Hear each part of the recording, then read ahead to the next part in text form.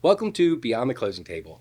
I'm your host, Michael Martin, and I'm here to interview top producing real estate agents, top producing loan officers, and successful business owners. Our guests are here to discuss their stories, their successes, and even their failures.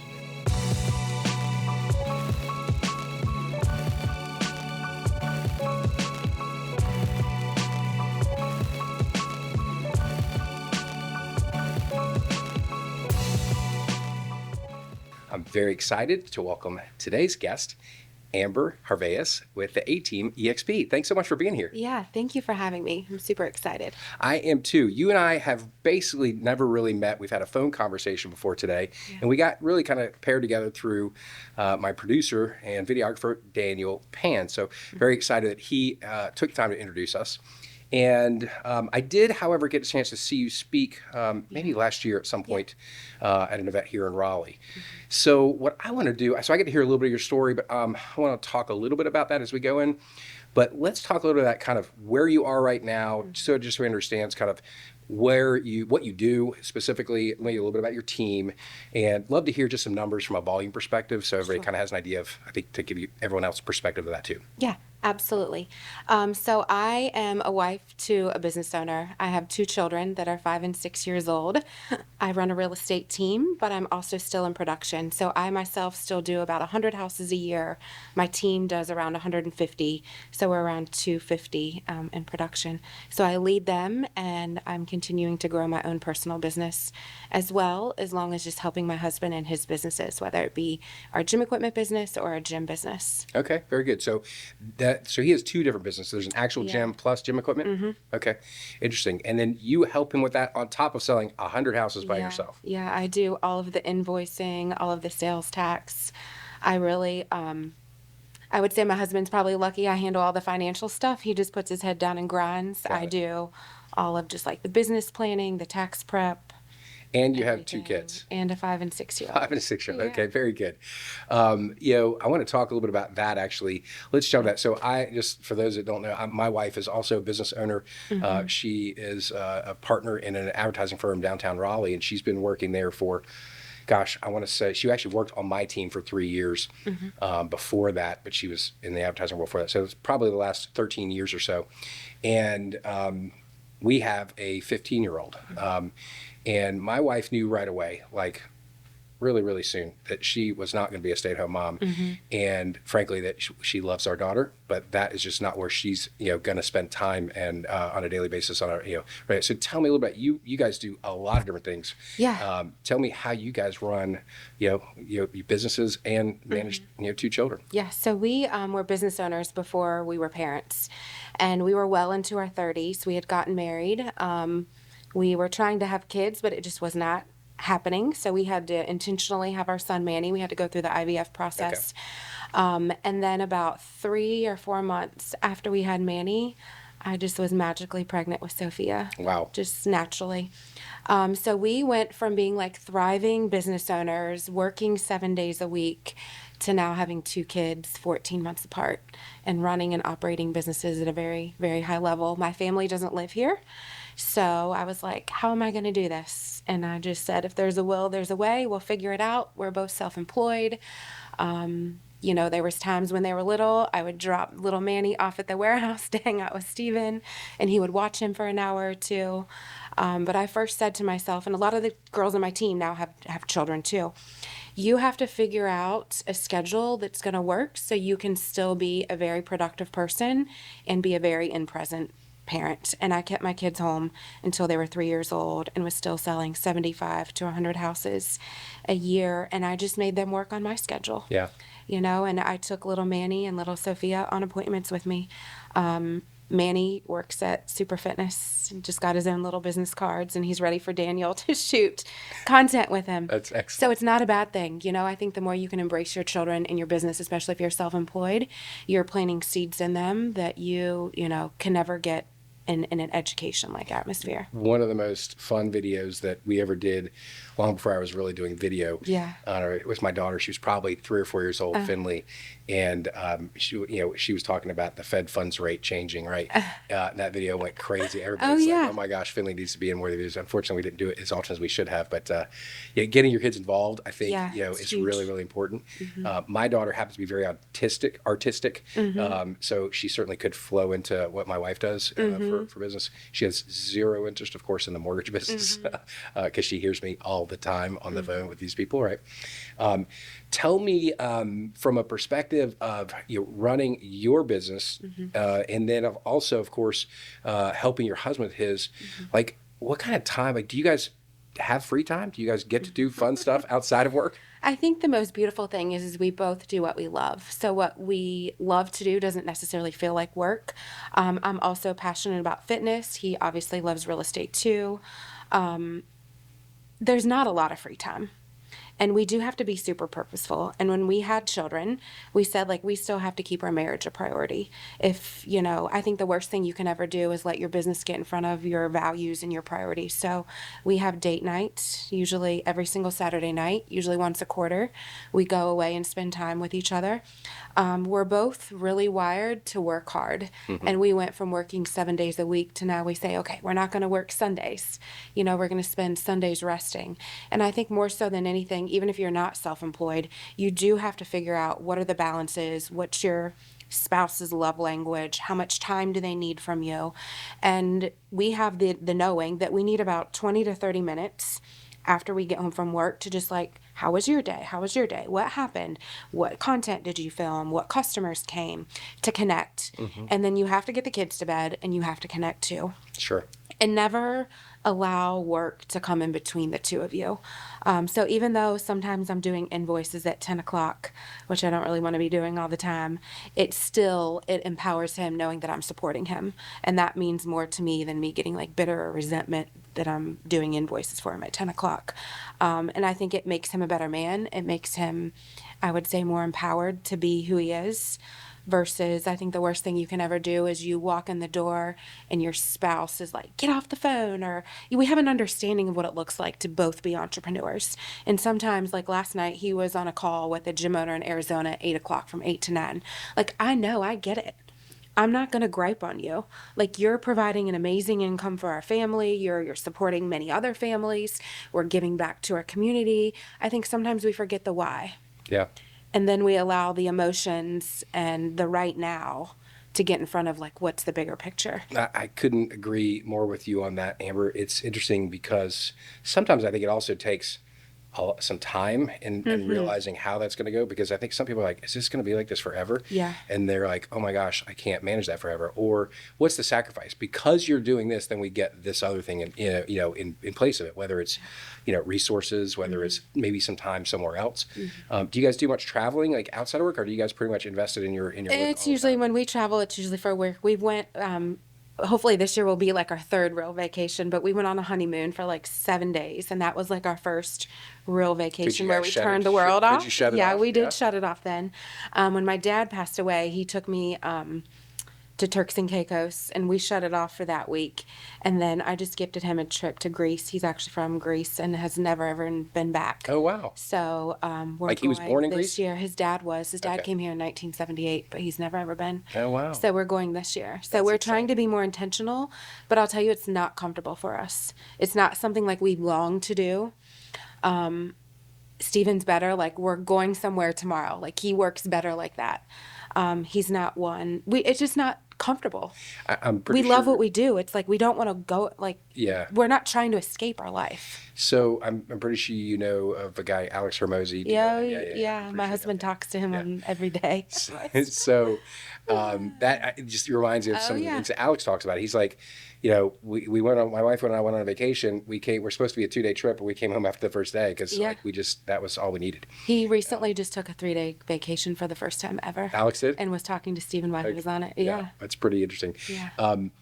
I will say my wife and I love to travel. We love to go Yeah. places. There's generally some work for me. My wife's able to kind of shut it off mostly, Yeah. not always, as a business owner now. But we do love to get away. very much like you, love my business. Like it's fun to wake up in the morning and be excited about your day versus I feel so sad for those folks that are like dreading Yeah. going to work, dreading what they have Life's to too do. short. I think they don't understand or realize that it's actually a decision that they get to make. They feel like, no, you're just supposed to hate your job. Well, go find a different job, right? Like, I don't want anybody working on my team that has to dread coming into work. Now, I'm not saying every day is going to be perfect. No, right? that's not reality. That's right. But like, it should be fun and expected to come in. I gave everybody the opportunity to work from home today just because of the crazy weather we've had. They all came in anyway. Like, let's get back to work and be in the office. So, Well, I think whether we realize it or not, us as humans like need a purpose. We need to get up and do something every single day. Like we're not made to be stagnant. We're not made to be still. We're made to do something we love. And I think a lot of people just don't face their true self. What is it I love to do? And then the fear sets in when they do. When something says like I love to do real estate, the fear sets in of like I can't do real estate. I don't know anybody. It's going to take a long time. How am I going to make money? Oh, it's full commission. Like we allow all those fears to keep us from doing what we really would love doing. And looking back over it, like Stephen and I have always loved real estate and always loved fitness. We didn't know we would be here where we're at today, but it's like you just keep going and it does. The universe has an amazing way of creating it for you. yeah. Tell me about some of the first years in real estate and how did you even get into it? So I actually started, went to Ohio State, went to school for finance and interior design. And one of my last quarters at college, I had to do an internship. So I looked at the local builders and how could I maybe help design some new construction homes. So I got on with a company called Epcon Communities. They downsized for like baby boomers. They were mainly a quadplex and then started doing like freestanding patio homes. Started out with their design team, went into the marketing, and then they said, you really need to do real estate sales. You were an intern. Yeah. Wow. So started doing real estate sales. The market was really, really strong. This was from '05 to '08 in Ohio. And then '08, we all know what happened. And then I moved to North Carolina. My sales trainer at the time said, you need to move to North Carolina. It's still booming. The market's strong there. Moved here. Worked with Orleans Home Builders here in Raleigh for about 12 You were months. single at this point. Is that right? Yeah, okay. I met my now husband like a month after I moved here. Okay, wow. And it was a rocky road at first, but he was a business owner, and gas was $4 a gallon, and I was driving an H3 at that point in time. And he's like, "You realize you're making like negative money driving to and from Raleigh every day?" And like, are you going to move to Raleigh? Like, you're not even building a business for yourself. And he said, "You need to go out on your own in real estate." It's literally, it gives me goosebumps. It was 17 years today that I started in general brokerage. Okay. Believe it or not. 7 years today. Yeah, 17 Wow. years today I started in general brokerage. And he said at the time he had just started his personal training studio. He had a tanning And where was he salon located at the in time? Burlington, North Okay, Carolina. Burlington, yeah. And I did that. And it was very, very So scary. how did you meet him if you came here and he was living there? Okay, so this is a fun story. It was back when there was MySpace. Okay. But I literally was in very good shape then. I was running like 5 to 6 miles a day. He had just competed for a bodybuilding show, and he owned a nightclub. And he's very distinctive looking. He has these huge earrings, a mohawk all the time. And he had just did a bodybuilding show, and he was like shredded. And I had just ran like 5 or 6 miles in the middle of summertime. And it was literally a month after I moved here, and I wasn't used to this heat. And I literally just ran past him in our neighborhood, and he messaged me, or he added me on MySpace. And I messaged him, "Am I crazy, or did I just run by you?" And he's like, "No, you're not crazy. And I don't normally do this sort of thing. You don't know who I am." And I was like, "No, I have no clue who you are." And then it Next thing just you know. all, yeah. Wow. That's pretty wild. Yeah. I've actually never had a MySpace account. Really? Yeah, I never did. How old are you? I just turned 50. Okay. You never had MySpace? Never did. No. I probably was a little bit late adapter originally for Facebook. Yeah. Right. And I was married at the time anyway, so Yeah. there wasn't a space that I was looking for. But Yeah. it's funny where I think that place does it still exist? Is MySpace? I actually think still- you can still go to like, Yeah. I'm sure, I don't know. That's I feel like a few years ago you could still like Google and see your profile and what songs you had up there and who your top friends were. Yeah. Very neat. So that's how you got into real estate. Yeah. And you've been doing, you said 17 years, like So today. this is like my 20th year, 17 years in general brokerage, not working with a new construction company. Okay. What about your first few years? Like how everybody has a different start. How are you, like sales looked like for you in the first year or two? 0. Zero. I sold 0 houses my first year in real estate. I was very distracted and just trying to get by. Were you doing something else while you were Yes, selling real so estate? I was Okay. personal training people, Okay. working for Steven's business, and I really got to a place where I was like bitter with him. I was like, okay, I'm helping you build your businesses, but like I'm not building mine. And what I was doing was just like really trying to make ends meet, and I wasn't putting forth the effort in my real estate business. And my broker in charge at the time came to me and she says, "You do not even realize like all the potential you have." Because I had already been trained by new construction. So I knew scripts, I knew dialogue, I knew how to do follow up, I know CRM systems.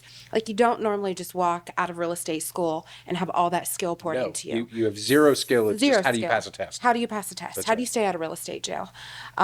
So she literally looked at me and she says, "It's up to you. Like, if you want to be successful, you have to start putting forth the effort and doing the activities, and you got to come to the office."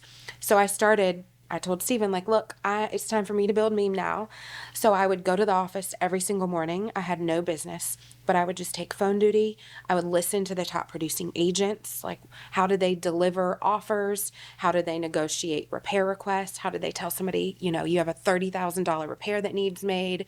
I would go to them and say, "Hey, do you have any open houses I can host for you this weekend? Or do you have any buyers maybe that you don't want to work with?" And what year was this? Oh, Like, 09. 09. Okay, got it. So we were in the thick. It was We'd already gone still, through 07 and 08. we had Yeah. 4 to 5 levels of the amount of inventory we have now. Most people were in foreclosure or short sales. Yeah. So it was a time that you worked with people for a long period of time. You had to learn how to generate urgency with buyers because they had 30 houses to choose from. There were houses. Somehow we have to still right now create urgency with buyers, Yeah, and there's not in very a many houses different to choose. way. Yeah, that's In right. a different way. Yeah. You have to create, I think, more certainty and confidence with buyers right now. Then they didn't need certainty or confidence. They just had to be told what to do. Yeah. And you had to generate urgency, within them because there were so many options. Sure. And the rates were good, the incentives were all over the place. You could make offers and get $30,000 to $50,000 off the price of a house. I mean, it was a totally different world. Yeah. You said something earlier about you kind of decided to go all in. Tell me more Yeah. about that. Well, I think we so often avoid our truths. And the truth usually is you're not successful because you're not all in.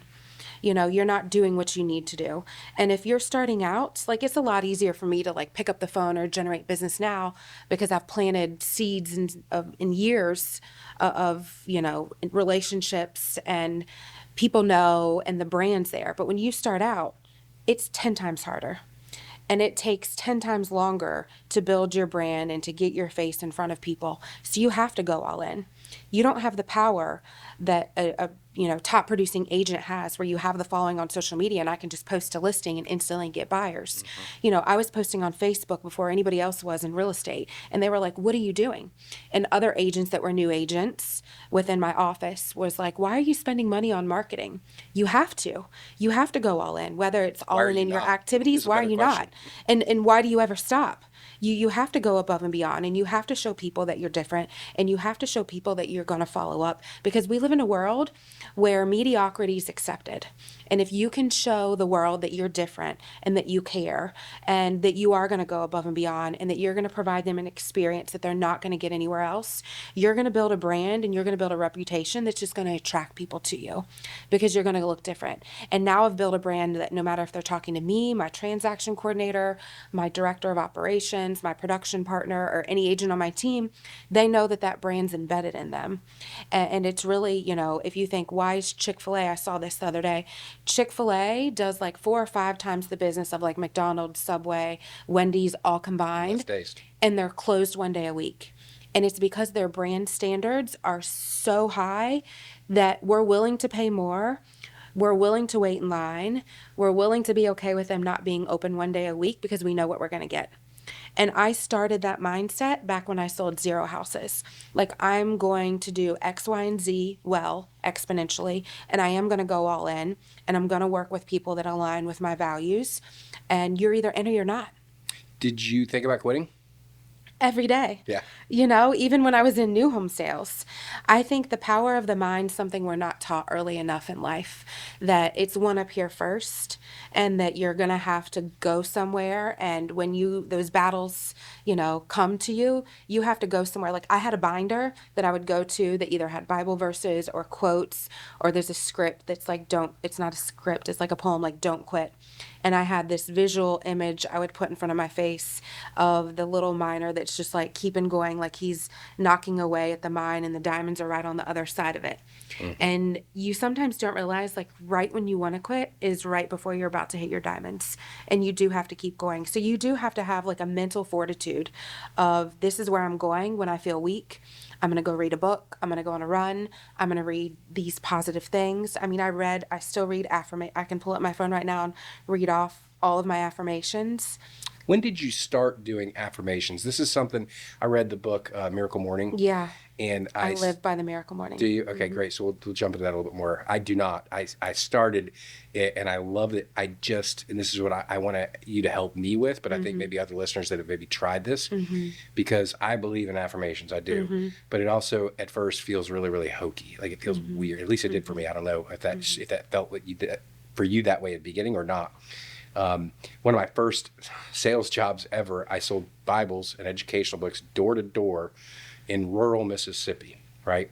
Let me tell you, that's obviously a challenging job. I was going to say that seems more hokey than the affirmations. It was very profitable, in a college summer, right? You do this. But I learned about affirmations then, and literally in our cars, we would have we would write these affirmations, and they're literally all over. We're in our car all day long, going from house to house. Those would help keep me going, right? Yeah.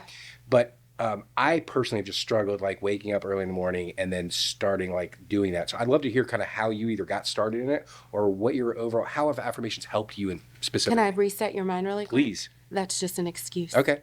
Fair enough. And excuses are not real. Yep. That's the battle that you're putting yourself through in your mind.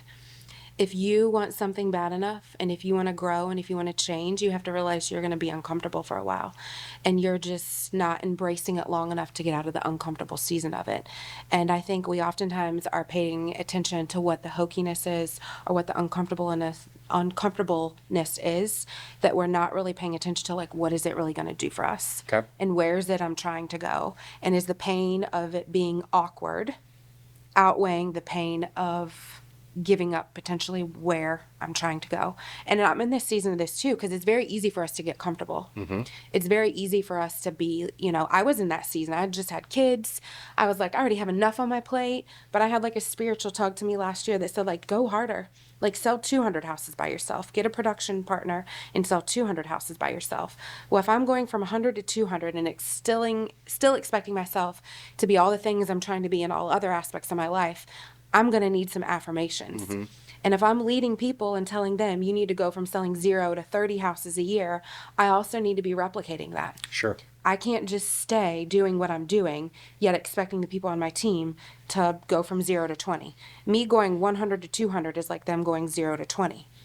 So I would encourage you to really... How do you find the affirmations for you? You have to get true with yourself. What is it you're struggling with? What's the things that are like the negative self-talk in your mind? What are you saying in your mind, like, I can't do or I won't do? So even like an affirmation for you is like, I'm getting up every morning at 4:30. And you have to take, and I think this is where the disconnect maybe is. You can have goals, you can have a vision board, but you have to back it up with action. And you maybe need to take some time of like, what are my truths that I'm facing right now? And where am I pushing back? Yeah, sure. Back on, like, what are my obstacles I'm creating in my mind? And you create affirmations to overcome those obstacles. And then you need to create the vision of what is saying these affirmations every day going to create for me. And then, okay, I have the vision and I have my affirmations or I have my goals. What are the activities I need to do every single day to make it come to life? And then when you start doing those activities every day and you start to see wins and see those small wins, that releases so many good things inside of you that you start attracting things to you. And then you're going to realize, like, I am on the right path. Sure. And I think, as business owners, your business is going to overtake you if you don't stay true to yourself. And if you're not paying attention to, like, what brings you joy, what is it you're wanting, why are you doing it? And you do either have to have a sense of spirituality or a sense of centeredness or whatever, belief you believe in. Like, I'm a Christian. I believe God has something amazing in store for me. And I can sit and be still and listen to my truths, but like I still have to do something to achieve it. So sometimes what we say to ourselves is just the fear trying to block you from where it is God wants you to go. I totally believe that for sure. It's interesting that we're having this conversation right now. My team and I just went through an exercise where, do you know what EOS is? Yeah. Yeah. Okay. Yeah. So we just did our 2-day annual last week, and one of the exercises that we had to work on before that was creating our vivid vision for our business. Right. So we got some feedback from the team members, and then I obviously am the visionary on the team. So I created the vivid vision. Next week I'll be sharing it with everybody. But I read the book Vivid Vision. If you haven't read that, I've never read the highly book recommend it. It was really, really good. But one of the other parts it talks about it in the last part is creating a vivid vision for your life, for your personal, right? Like, and so I'm now like very invested in starting to create that, because I've done some of that stuff in the past and I've done a vision board, but I think getting more granular and more specific, and then doing that, of course, with my wife and my daughter, so that we're on the same page. Now, sometimes when I bring that stuff in there, it's really hokey for them, but I just have to bring them on board anyway and embrace it. So appreciate you sharing that. That's really cool.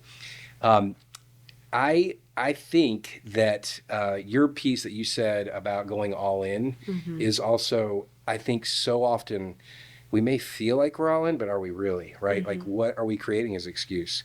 And I feel like we have to recognize that maybe we aren't. The whole, burn the boats, like Cortez and Born, you know that story? Is like, what are those boats that you need to burn so that you are fully all in? Like, there's no other option, right? The Eminem song, success is the only motherfucking option. Yeah. Failure's not. Right? Yes. That is Stephen and I. That's what we live by. Yeah. And I think that's what helps. We both are in a season like we are going all in. And as you lead a team or as you lead a family, it all matters. And I definitely probably went through a season of where I had kids and I got a little bit soft. I got a little bit relaxed in what I allowed my team to do. If you're all in or not. Last year, that was me. Yeah. It's easy to get comfortable. It's a real struggle, and I continue to make excuse after excuse, with the team. Excuses are not real. But I recognize it, right? Yeah. And so I've made some changes. Like, I started sleeping in, till 6:30, 7 o'clock. I know that's not, super late for a lot of people, but in my world, that is late. Yeah. And so I'm committed to 5:30. I'm pretty sure that I'm moving that up to 4:30 very soon, because I just know what I'm getting accomplished. But between 5:30 and 8, why would I not want to do more of that? It's just because nobody else is around. It's just so much. It's amazing. And that's what I live by. I get up every morning at 4:30. I can get almost like a full day's work in before the rest of the world's awake. And then it allows me to be who I want to be the rest of the day. And that's what I think we don't pay attention to enough. You're able to go all in if you're all in yourself. You can't get up and hit the ground running and expect your life to just happen how you want it to and be all in. You're all in when you know what you want to be all in about. And I'm in a season of life where I'm setting higher standards with my team, with my kids, with my husband, because when you allow the world around you to drain you, or when you allow the world around you to live outside of your standards, you start to become that. Yep. And you have to be like, this is my boat. You're in it or you're not. If you don't want to be in it, I'm going to come get you a lifeboat. It's going to be just as easy to get off. And you have to have that around you. If you look at Michael Jordan, Kobe Bryant, they all achieved a very high level of success because they did what others were not willing to do. And they drag people with them. And they drug people with them. 100%. Tell me, you kind of create this about setting the example from a gold standard, standpoint. What does that mean for your team? And maybe it sounds like even your family. Yeah. I'm going to start with maybe my team first, and then I'll go into my family side of things. So with my team, I've realized that I have to bridge a gap for them. When you're leading agents that are doing 0 to 30 transactions a year, their life is going to look a lot different than somebody like me. And I think maybe that's where I've failed in my leadership over the past few years, is I haven't been bridging that gap for them. And I've been allowing myself to be relaxed and say, I understand. I understand why you can't do this. I'm allowing them to have excuses. Not anymore. And I've realized that accountability is the highest form of love. And if I'm going to expect them to grow and be successful, I'm going to have to call them out on their shit and say, like, you're making excuses. It's not a lack of leads. It's not a lack of anything we're doing or providing as the team. We're doing too much. Like, you have to step up and do the actions to get the results. It's up to you. I've given you everything else. So in my leadership right now, like, I am leading them to higher standards. I'm getting ready next Monday to have a meeting with all of them that goes over standards, enforcements, accountability at a much higher level. And you're either in or you're out.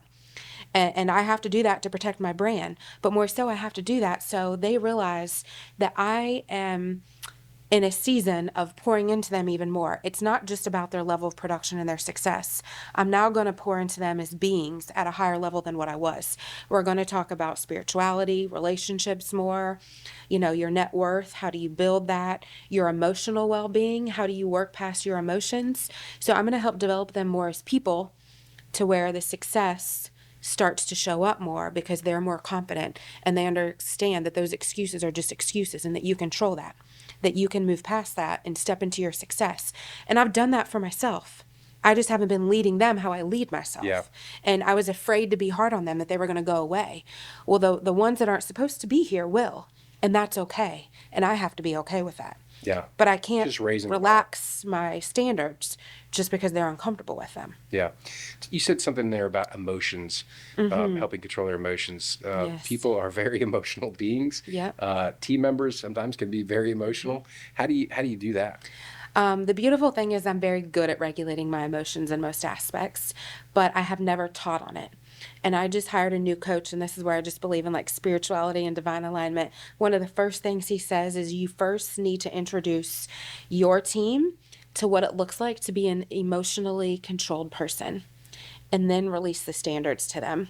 So this week they're all watching a 5-week class condensed into 1-hour increments of how to control your emotions. What are your emotional triggers? How to be aware of those things, how to move past them, because your excuses are just an emotion that you're being triggered by. It's not reality. And the more we learn to control our emotions, we dive into the actions that make this success come to life. And I'm seeing it, I mentioned a minute ago, I would like to talk about it on my family level. I'm seeing it on my family level because I have kids that are 5 and 6 years old that are in great development phases, and their emotions are not fully developed yet. So they don't have fear. They don't have what somebody else is going to think about me. I have a son that's 6 years old that's ready to have a YouTube channel and have Daniel film him and is like begging me. And at our warehouse, he goes and he gets Steven's phone and uses a little clicker and records himself 10 times saying, "Welcome to Super Fitness. This is a Smith machine and it does this and yada, yada, yada. Call my dad." If my girls had that amount of ambition to film social media content and not worry about what people say, and they just went and did, like, we would be light years ahead. Mm-hmm. But the problem is we allow the world to get in us, and we allow the emotions to trigger us, and it keeps us from being who we're supposed to be. It keeps us from achieving success. So if we could learn how to control those emotions and caring about what other people think, we would live our best lives. But instead we allow the emotions to rule us instead of us ruling our emotions. It just holds you back, right? Like Yeah. from, and almost like you don't even realize that that's happening because you feel controlled by your emotions. Right. When you actually have control of your Yeah. emotions. I've like you, for the most part, have had this unique ability. I really feel like it somewhat is a unique ability It to is. be able to control your emotions. Or you've had trauma that's made you realize you're in control of them. I don't know that I've had trauma. Maybe I have, Then but I you- can't think of it. Yeah. I've read a crap load of books from the time I started, Yeah. literally, back when I was selling Bibles. Yeah. And I feel like all those books have helped me with that more so. Like, I don't get worried about stuff. Yeah. I don't, not say ever, but rarely. Sure. You know how to stop it. I think everybody's gonna have triggers. Yeah. Nobody's gonna be emotionless. Well, usually I know the fact of me worrying, like my brain will go there and then I'll literally just be like, that's only going to make it worse. Let's go Right. do something about it. Right? Yeah. Worrying about it's not going to help. But I've struggled also teaching it like that with Yeah. my team. So they see it in me, right? And they know the crap could be hitting the fan. A deal could be blowing up, right? And I'm like, we'll work through it. Like, Yeah. we will figure this out, right? Worst case is I have to write a check. Yes. Outside of that, we're going to figure it out, right? Yeah. Yep. And so, nobody's going to die here. No. It's going to be fine. And that's what I always remind people in real Yeah. estate. And although it feels like it sometimes, right? And so it's amazing how it always gets worked out. Yes. I haven't had to write a check yet, right? Yeah. I'm willing to if I have to, but I don't have to. So, but it's like, and they're sweating and, Yes. like losing. And the other thing is we've been doing it long enough to know it's figure outable. Sure. When you're a new agent, I had a new agent come in my office recently and she was like having a meltdown. I'm like, you really just need to have a conversation with this person. You're creating this crazy mess in your mind that's not reality. Like, Almost go 10 times out of 10, the conversation is easier than you ever way thought it was easier. going to be. Yeah. And I said that to her, like, the more you take the time to worry about it and build and like work yourself up over it, just rip the Band-Aid off. Yep.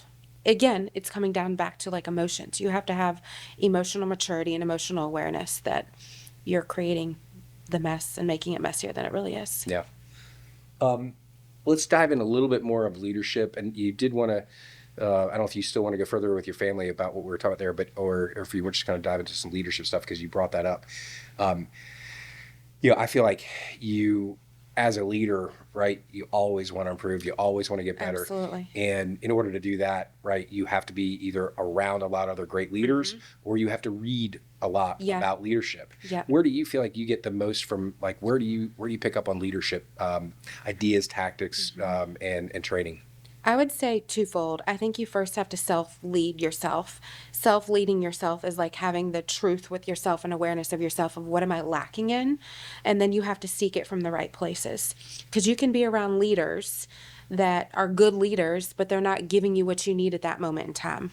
And if you have some self-awareness and self-regulation inside, you're going to say, like, I need to figure out how to lead stronger or how to lead maybe with more structure. Or maybe I need to lead on systems and operations.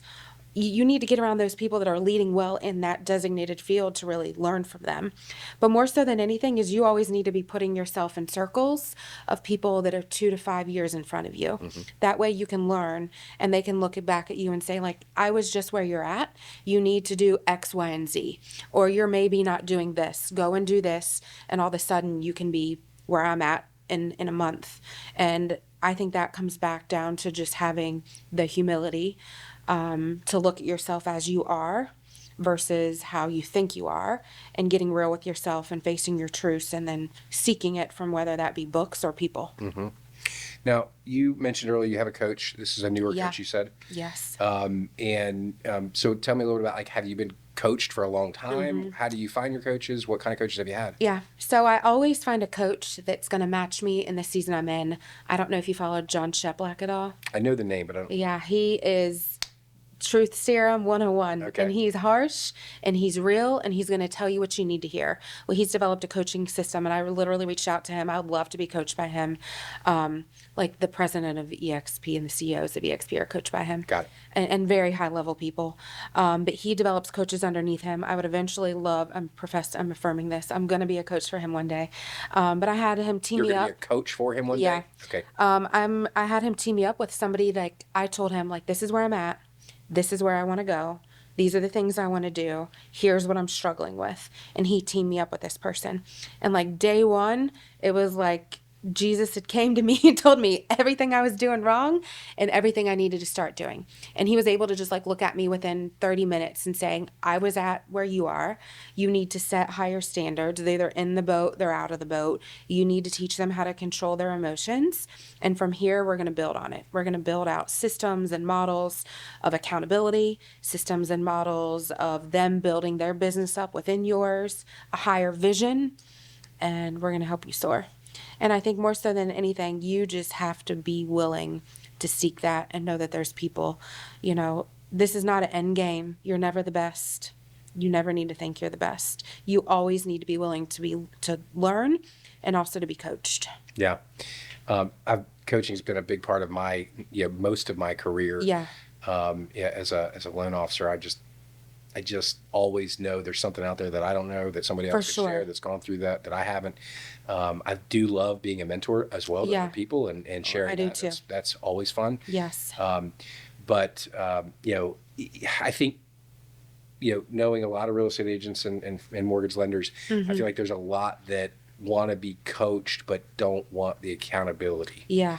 And it's funny when I joined. Have you ever heard of the Core training company? I haven't. No. So it's actually based right out of Charlotte, but weirdly, there's almost nobody in North Carolina in this That's in program. it. It's all over Yeah. all over the country. I was a part of that for 9 years. Super high level accountability. Super expensive coaching. That's relative, I guess. So some people might think $500 is a lot. Some people might think $10,000 is a lot. It depends on how It's much an investment you make in yourself, though. Yeah. And I looked back, like, how much did I pay for college and what did it really do for me? Sure. If it's going to cost me $1,000 a week for X amount of weeks, but it's going to make me grow my business by another 30 million in production, like it's worth No-brainer. the weight in gold. Yeah. And that's how you have to look at it, is what's my return going to be? And I've had coaches that were great. I've had coaches that were just good for me for a season, and all of that's okay. Yep. What you needed to be coached on to get to the level where you're at now is not necessarily what you need to be coached on in your next year. I hate to keep bringing up Hermosi, but to get this video, Yeah. and he's talking about this, just the video I was watching the other day about how every time he was either went into a program or was being coached, he decided he was going to be their best student no matter Yeah. what, even if they weren't even that good. Yeah. Right. He was not going to let them be the excuse that wouldn't make him, and so he took full ownership in that. Right. And Yeah. that's a mindset Yeah. on another level, right? For sure. Without saying, I'm going to be your best student. Yeah. And then he did. And then eventually he generally actually would surpass them in what they were doing. And I think ultimately, if you have to have that kind of mindset, or at least something that's going to drive you, Yeah, you because do. so many people, again, you get into a coaching, and I've struggled with this for sure in different coaching levels that I've been in. And homework is due, and you make an excuse on why you haven't got it done. Well, it's a new form. I don't know what I'm doing. Like, you either own it or you don't. Yeah. Right. And Again, it comes back to excuses and just that's controlling exactly those right. emotions. Yes. These damn excuses I that keep know. getting in the way. Yeah.